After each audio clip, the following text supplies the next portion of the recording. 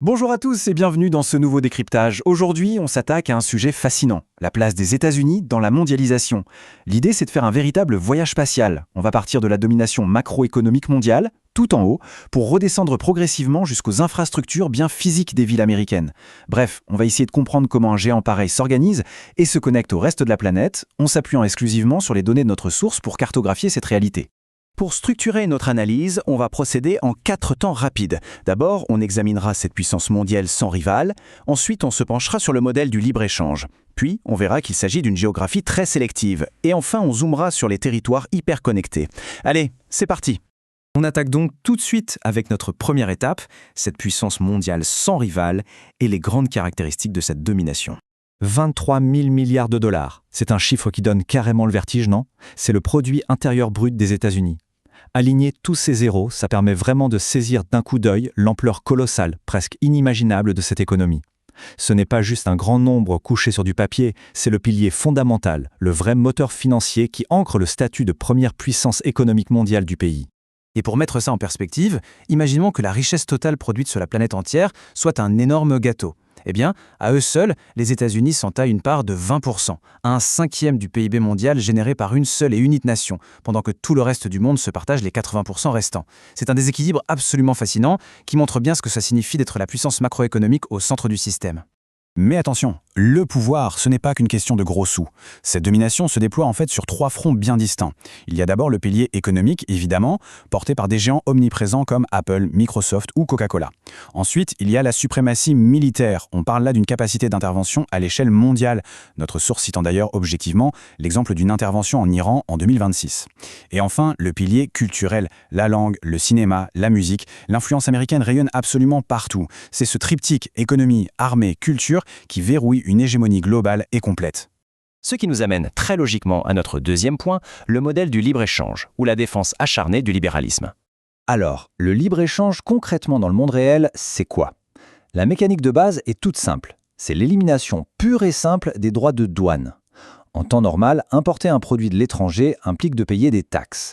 Le modèle américain, lui, pousse à supprimer ces barrières. Et c'est crucial de comprendre ça parce que c'est exactement ce qui permet aux produits de franchir les frontières avec une fluidité maximale.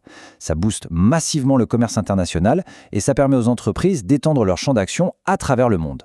Passons maintenant à la troisième étape de notre parcours, un point absolument décisif, une géographie très sélective et la fameuse fracture intérieure.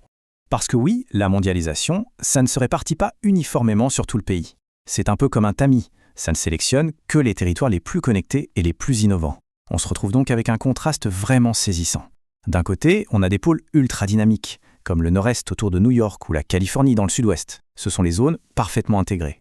Et de l'autre côté du miroir, on a des régions centrales comme les Grandes Plaines ou le Vieux Sud qui apparaissent beaucoup moins dynamiques. C'est ça la vraie tension intérieure. Être la première puissance mondiale crée un fossé où seules certaines zones tirent vraiment leur épingle du jeu global. Et ça nous conduit tout droit à notre dernière partie, les territoires hyper connectés. On va parler des métropoles et des littoraux. Quand on prend des exemples comme New York ou Los Angeles, on ne parle pas de simples villes. Ce sont des métropoles, c'est-à-dire de vastes centres urbains qui agissent comme des aimants géants. Elles concentrent une population massive et les activités économiques les plus vitales. C'est exactement ici, dans ces rues et ces gratte-ciel, que le capital humain rencontre l'infrastructure mondiale.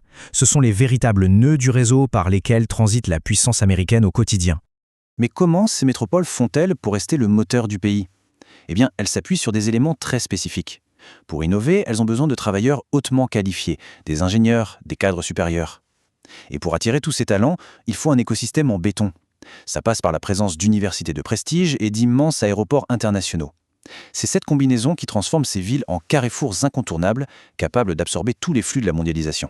Maintenant, si on dézoome au-delà des centres urbains pour regarder les bordures du pays, on remarque que les littoraux, particulièrement dans le nord-est et le sud-est, sont des zones extraordinairement dynamiques. C'est là que l'activité économique vient se localiser de façon stratégique. Pourquoi ? Tout simplement parce que ce sont les frontières physiques de la mondialisation. Ce sont des espaces optimisés à fond pour faciliter et accélérer les échanges matériels avec le reste de la planète. Et c'est sur ces littoraux que la théorie économique dont on parlait devient vraiment concrète.